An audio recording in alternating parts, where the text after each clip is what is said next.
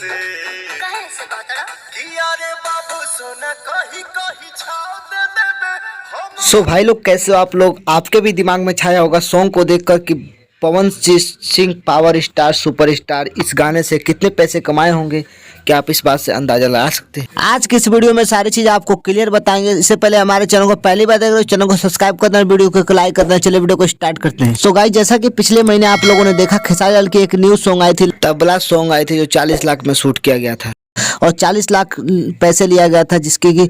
और उसी तरीके से पवन सिंह ने 2-3 सॉन्ग बनाए उसको लेकर, जैसे कि 5 से 1 करोड़ के 50 लाख के बीच में इन्होंने पैसे लिया है इस गाने के माध्यम से। घाव दे देवे और भी इनके जो सॉन्ग है इसके माध्यम से पैसे। सो भाई लोग, एक चीज आपको और बता देना चाहता हूँ कि जैसे कि सॉन्ग शूट होता है तो आधा पैसे एक्ट्रेस लेता है, आधा पैसे एक्ट्रेस लेता है।